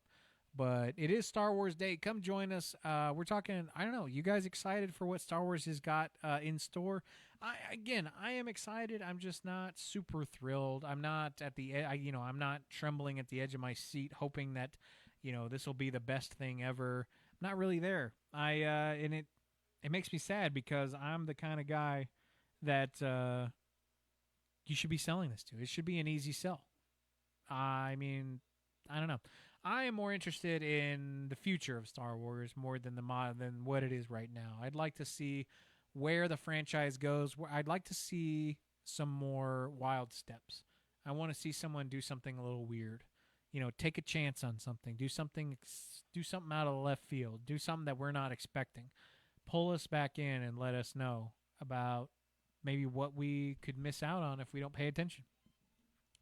And do something different. Don't just tell the same story again. Disney made that problem. That was sort of my problem with the Disney sequels, is it felt more like a rehash of the things that we had already seen before and nothing particularly new. And I didn't like that, where you can complain about the prequels and how awful they were, but they were doing something different. It wasn't exactly the same, and I like that in Star Wars a little bit, and I feel if you're going to limit yourself to creating the same thing over and over again, there's not going to be any upward progression as far as narratively or, from a franchise standpoint. If you disagree or agree with me, jump into the Hall Furniture Facebook stream, because I don't know, maybe I am in the minority here, but I would like to see something radically different out of Star Wars, not just more of the same stuff. And maybe that's what we'll be getting here shortly, and I certainly hope so. But I don't know. It's not looking 100% perfect for us. We're going to go jump into a break and then be back with more Unleashed, presented by our friends over there at Burroughs Termite and Pest Control. We'll be back after these messages. Feeling under the weather? Need a quick checkup or urgent care? Look no further than Complete Express Care in Winchester. Our expert medical team is here to provide fast, reliable care when you need it most. From minor illnesses and injuries to lab tests and x-rays. No appointment necessary. Visit us today at 1211 Dinah Shore Boulevard in Winchester or call us at 931-967-6669. Complete Express Care. Your health, our priority. From the team at Franklin County Financial Services, congratulations to the class of 2026 at Franklin County and Huntland High Schools. Now is a time to celebrate your accomplishments and the journey that brought you here. As you step into your next chapter, stay motivated and continue building towards your goals. Your hard work is beginning to pay off, and your future is full of potential. Congratulations, seniors, from Franklin County Financial Services. A lot of businesses think better advertising means spending more money. The truth is, the most expensive advertising is the kind that doesn't work. When your message is consistent, your category's protected, and your advertising works together across multiple platforms like radio, billboards, and digital, all connected to the teams that Franklin County loves, you actually spend less over time. That's why our partners don't just advertise, they own their space. Learn how smart advertising can save you money with ESPN Radio 1340, 1069 WCDT Winchester. From the 931 Go Weather Center, it's time for an ESPN Radio Winchester weather update, presented by Bennett's Pharmacy. After our cool but breezy afternoon, we're chilling all the way down to 46 degrees tonight, and it's going to be nice and calm. Tomorrow morning is the exact same thing, but a little bit warmer in the high to mid 50s, so be prepared for some more chilly weather headed your way while you stay tuned to ESPN Radio Winchester 1340 1069. Looking for more than just prescriptions? Bennett's Pharmacy in Winchester has it all. Grab a bite from our menu, browse our boutique for one-of-a-kind finds, and sip on a Bloody Marty that's worth talking about, all in one stop. Located at 1201 Dinah Shore Boulevard, Bennett's Pharmacy is your unexpected destination for great food, fun shopping, and so much more. Call us at 931-967-2777 or come see what everyone's raving about. Why choose More Courtney Funeral Home? Well, they're a fifth-generation funeral home taking care of the people of Franklin County since 1905.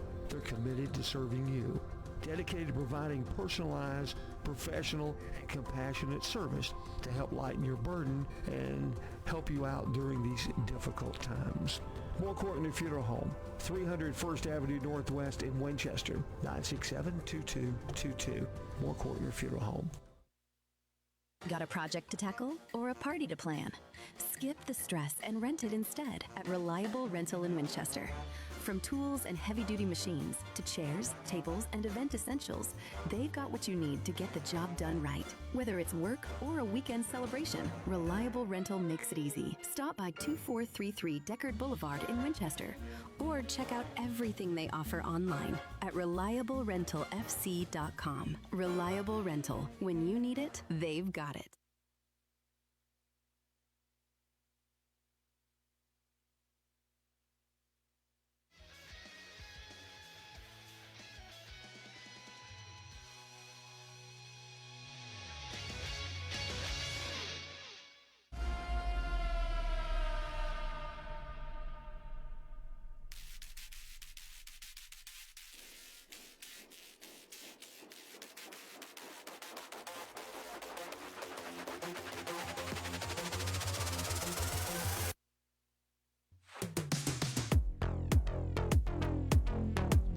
Welcome back to Unleashed with Chewy, presented by our friends over there at Burrell's Termite and Pest Control.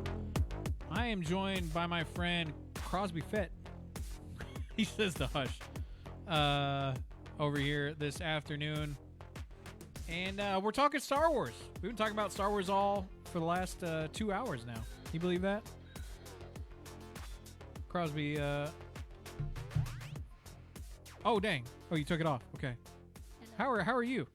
Good. Did you have a good day at school? Yes. Did you guys do anything for Star Wars Day? Nothing? No. No? No. Where's my headphone thing? Use one of these over here. Yeah, I don't like these. Yeah, don't use those. Use one of these brown ones up here. Now, Crosby, you've got an interesting relationship with Star Wars. You're, how old are you now? 11. So you're 11 years old. So you've lived in a universe kind of like me where Star Wars has always sort of been a thing. Yes. What do you remember growing up with when it comes to Star Wars? I remember always when I was like 7, my mom got into Star Wars, and I remember every day I just would walk into the living room at my old house, and she would just be watching The Mandalorian. Oh, okay. So you grew up around that era. Okay. Yeah. So was that your first Star Wars thing you remember was The Mandalorian? Yeah. Did you like it? Yeah. Oh, you said yeah. Like, so are you excited for the new one that's coming up? Yeah. All right. I have my Mandalorian helmet. Yeah, there you go. Do you have a favorite character from The Mandalorian? Mandalorian. So Mando's your favorite. No. Baby Yoda. So Baby Yoda is your favorite character out there. Did you ever watch any of the other Star Wars movies at all? Yes, I believe some. Okay, but you never sat down and like watched all of them, and no, you haven't gotten into the animated shows. I went to the theater with you to watch that episode. Oh yeah, that's right. We did go and do that one time. Yeah. Are you going to be watching the new one that's coming out? This Mandalorian. It's coming out May 22nd. It's already May 4th. Maybe. Did you know the Backrooms movie is coming out? I did. I'm looking forward to that movie. Me too. Dude, that looks so sick. Have you seen the sets that they made for it? No. They built the physical sets for everything, and crew were getting stuck because it was such a maze. Oh. Could you imagine actually getting locked in the back rooms like that? It's a real thing. You just get no-clipped into the back. Oh my gosh! But yes, 100%. I am looking forward to that movie. But what is your relationship with Star Wars? Like, is it a big part of your life? Could you take it or leave it? Is it something you really like, or is it meh? It's on my good side though. Okay. It's on my... You like it, but you don't love it. Yeah, I wouldn't like watch it as an everyday thing. Right. What about kids in like your age though? Is Star Wars much of a big thing at all? Not anymore, no. I like Star Wars though. Yeah, you like it, but it's not like it doesn't dominate your world very much. Interesting perspective out here we got from Crosby. And Chewy, DJ Crux. Later in the show, we are going to have a fight. We're going to have a fight? Okay. Yes. Well, you better be ready because we both got our blasters ready. You found yours in the break here, and I'm glad that you did. On mid thing. In the middle of it, we're Yes. gonna do a blaster fight. I like that idea. It sounds like a lot of fun. Always be prepared, Chewy. It will happen randomly. So your favorite character is Baby Yoda. It sounds like you're more of a TV show kind of guy. Do you ever get into any of the cartoons or anything like that? The CGI stuff? I remember watching some, but they're not that good. You didn't like it very much? No. And well, it's interesting that you say it. So you play with a lot of Legos. Yeah. Okay, so is that actually where Star Wars comes up the most? No, it's the show. Really? Yeah. So you don't play with like the lightsabers or anything like that either? My brother Jack has a lot of Lego Star Wars, but I didn't have a lot of sets. I only had like just the Lego like pieces. Mm-hmm. So I just built random things. I built this really cool monster truck out of them before. Okay. And it actually like drove around. I don't know right. how my 5-year-old brain could do that. I can't do that anymore. Did your brothers, do you think they like it a little bit more than you do? Yeah, definitely. Really? Okay. Interesting. They grew up into Star Wars. That's a good point. I got into it like a little later in my life. Right, and it wasn't something like it wasn't one of your foundational shows that you grew up with, and you weren't growing up watching the movies over and over again. Yeah. Because you grew up in a different world, though, and so it didn't dominate your world as much as it does, like someone even my age. Like back then, I was telling them I remember the Blitz when the prequels came out. I was 6. Yeah.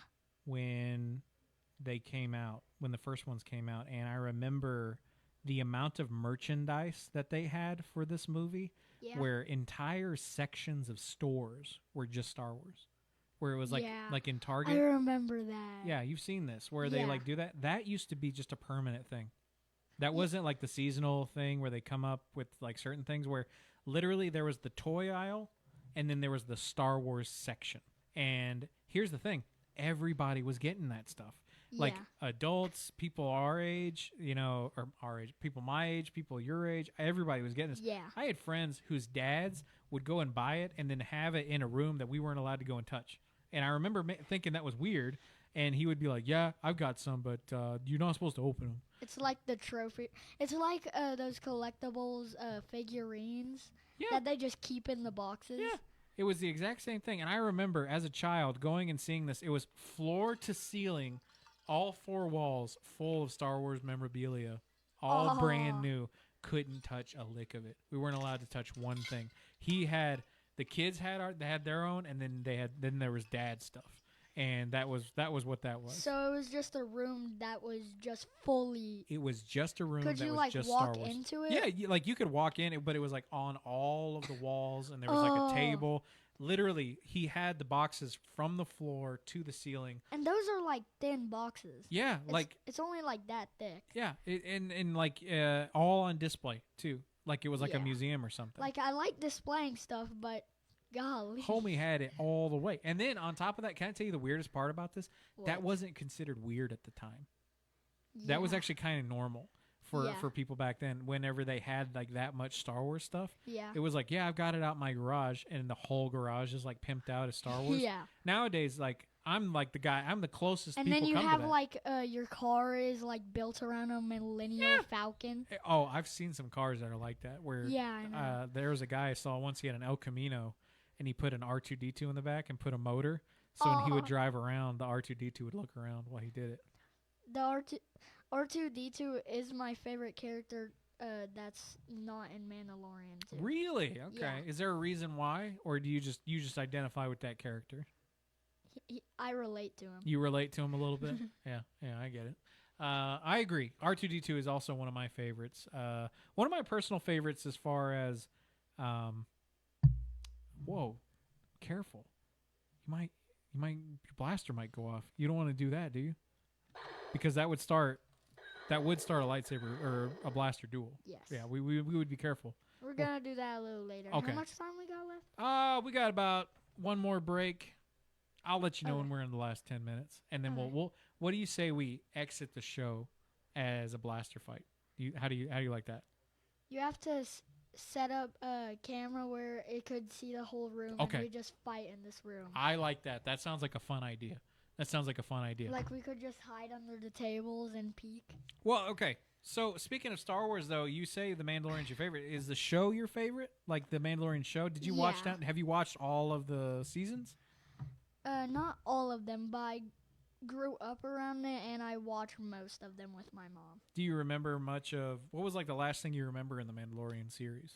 The only thing I remember left is when Mandalorian goes into that like bar, and then someone runs out, and they're like their head gets cut off or something. Oh wow! So you've got a lot. Yeah.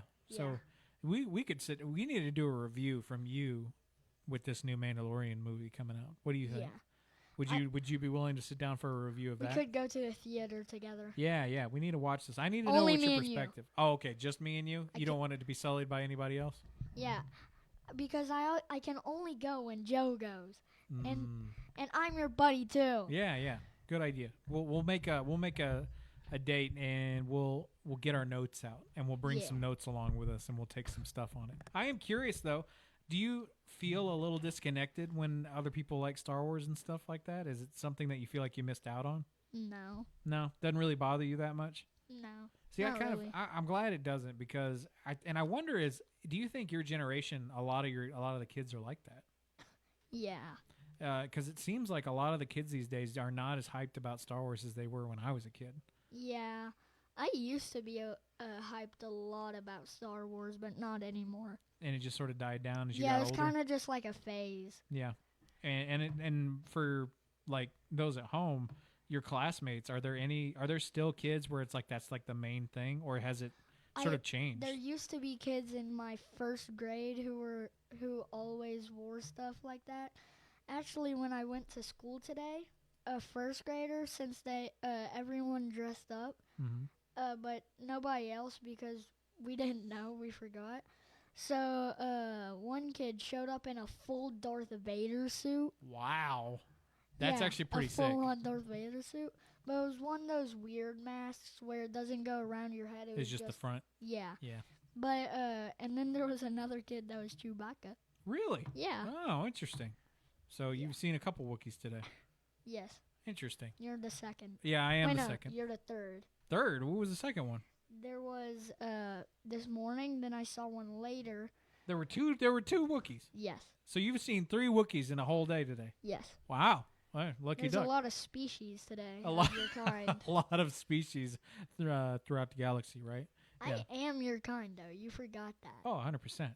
Yeah. So are you sure you weren't just walking past a mirror and you didn't? Then you're like, oh, there was one, and then you didn't do, and then you we saw only it? have mirrors in the bathroom. Oh, okay, and, okay. We were like in the hall. Okay, so it definitely wasn't you. Yeah, No. definitely wasn't me. Okay. Well, I appreciate your insight this afternoon. We're going to take a break and then be back with more presented by our friends over there at Burroughs Termite and Pest Control. Hey, stay tuned after these messages. And then you'll get to see a cool fight. It's time for the Great Haircut Sale at your local Great Clips salon. Your chance to get a great haircut at an even greater price, just $8.99. And money's not all you'll save at Great Clips. When you use online check-in, you can save time too. So download our app today and hurry in for the $8.99 Great Haircut Sale at Great Clips. It's gonna be great. For a limited time at participating salons. The $8.99 Great Haircut Sale runs May 2nd through May 8th. This spring, take pride in your yard with Flagship Lawn Services. From mowing and trimming to mulch and full cleanups, they deliver professional results at a fair, honest price. And with their Flagship Finish Guarantee, every job is done right, or they'll make it right. No shortcuts, no hassle. Just a yard that looks the way it should. Call or text Flagship Lawn Services today at 239-849-4033 and see the difference for yourself. This is Daryl from Columbus, previously from the Paul Feinbaum Show. I like your show. I've been watching you for years. I like you, but I don't like you. I don't know you like Tennessee or Alabama. I don't know which one you like, but I know you don't like the Auburn Tigers, man. Willie, thank you. I'm a little bit confused by liking me and not liking me, but you laid out your case very well. The Paul Feinbaum Show, weekdays at 3 Eastern on the ESPN app and on the SEC network. It's time for a local news break from the 931 Go News Center. An excited crowd filled the Oldham Theater this Sunday as the 4th Annual Al Awards celebrated the very best of Franklin County athletics. The evening honored student athletes and coaches from Franklin County High School and Huntland schools, continuing a tradition inspired by the legacy of Big Al Tips. The event stands as a tribute to encouragement, effort, and belief in young people across our community. Female Coach of the Year honors went to Daryl Jolly, while Kermit Reed was named Male Coach of the Year. Among the freshman standouts, Hadley Jolly was recognized as Freshman Female Athlete of the Year, and Micah Tips earned Freshman Male Athlete of the Year honors. Seasonal awards highlighted excellence across the calendar year. Skylar Roberts was named Fall Female Athlete of the Year, with Grant Jernigan earning Fall Male Athlete honors. Winter Athlete of the Year awards went to Allie Smith and Cooper Stevens, and in the spring categories, Caitlin Montgomery was recognized as Spring Female Athlete of the Year, and Jed Ashley received Spring Male Athlete of the Year. The top overall honors of the night went to Nikasia Holman, named Best Overall Female Athlete of the Year, and Brandon Walker, named Best Overall Male Athlete of the Year. The Grit Award, presented in honor of Kevin Seiler, was awarded to Grayson Baggett, recognizing perseverance and determination. The evening's highest honor, the Big Owl Award in honor of Al Tips, was presented to Kingston Maxwell. Organizers described the night as more than an awards ceremony.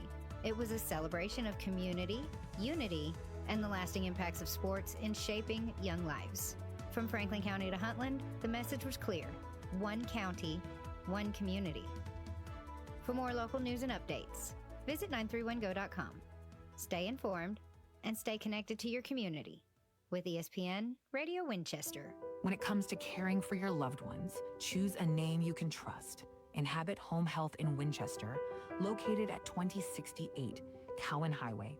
We're here to provide compassionate professional care right in the comfort of your own home. From skilled nursing to therapy services, our team is dedicated to helping you or your loved ones achieve the best quality of life. Call Inhabit Home Health today at 931-967-0633 to learn more about our personalized care plans.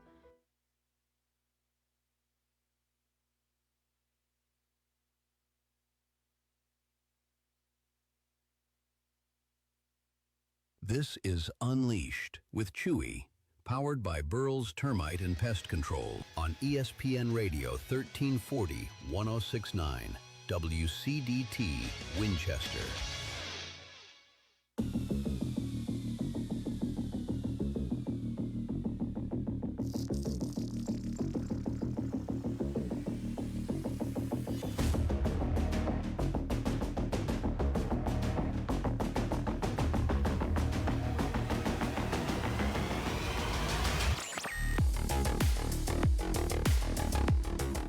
Welcome back. That is epic music. Isn't it?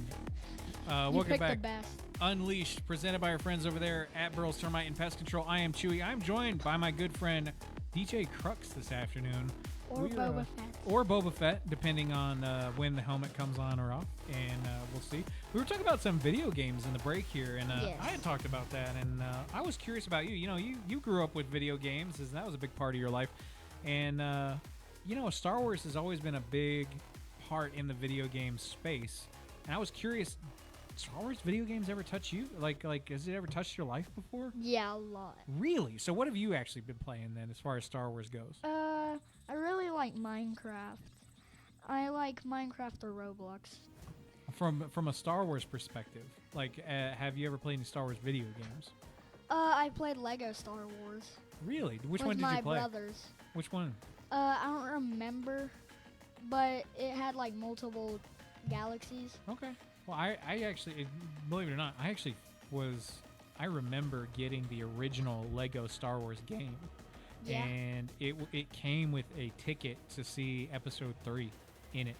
Like, it was like, as it was sold at Walmart, you could go, and on the inside of the box, it had a ticket for Star Wars Episode 3.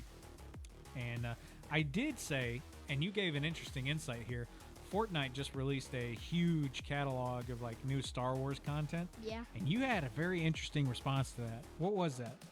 That I don't really care for Fortnite. That shocks me, Crosby. That really does. I cannot believe that.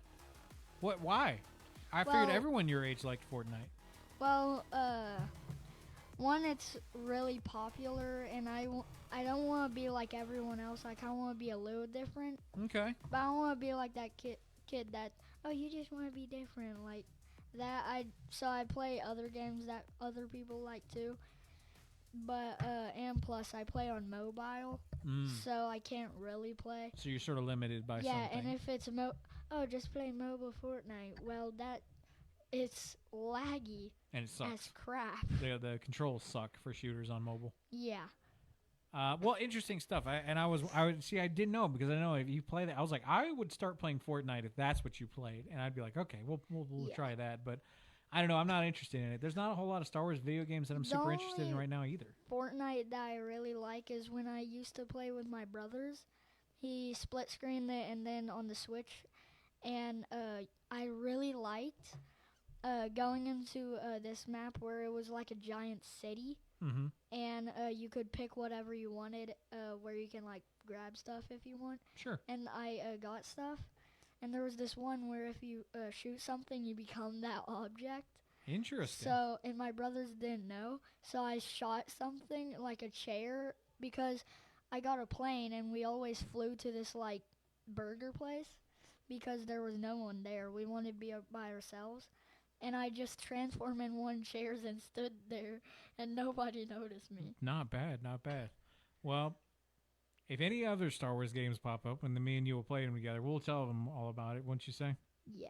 All right. Well, closing out here. We got about 5 more minutes left. Let us know, Cross. What are you looking forward to as far as that goes? The blast battle. The blast battle. All right. Well, I am too. Well, I hope everyone has enjoyed this Star Wars themed Unleashed episode. Closing thoughts. Let us know on the Hall Furniture Facebook stream. I'll let you know when we get it. Relax. We'll be ready. Before Chewy dies. Before I die. Me. It's not me you got to be worried about, friend. You need to be worried about your own backside. What you never I know. need to say before Chewy dies. Let's get it. Let's go. Jumping on to the Hall Furniture Facebook stream. Let us know what your best Star Wars memories are. I hope you all have an absolutely wonderful day. This has been a fun one. And maybe we'll revisit. Tomorrow is Revenge of the 5th. You know? Did you know that? No. Yeah. So tomorrow is also Star Wars Day. Revenge of the 5th. You gotta bring these again. Yeah, I gotta bring everything back. Yeah. And then another battle at the end. And then we gotta do a second battle. The second battle of Unleashed. If you don't die, then. If I don't die, so you think I could probably get gunned down this time? Do you have another helmet? I do at home. What is it? I've got a Darth Revan helmet. I've got another Stormtrooper helmet. It was like the original, not the Scout Trooper kind. Yeah, bring all helmets, so then if I kill you in this one, you have another helmet as a different one. Right. Or if I die, I can become something else. Okay, I like that. I like that idea. That'll be fun. Let's get it. Let's go. Few more minutes here to close it out. A Stacy Eldridge Relford, Miss Stacy from Rock Creek jumped in saying hello.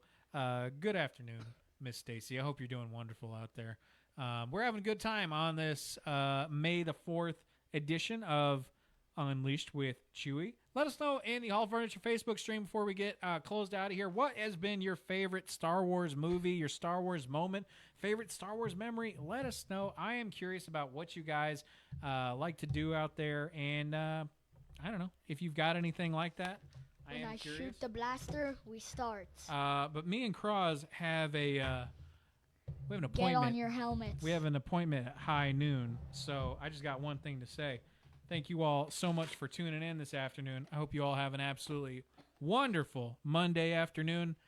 I'll see y'all same place, same time tomorrow on Unleashed with Chewy, presented by our friends over there at Burroughs Termite and Pest Control. I'll see y'all after this.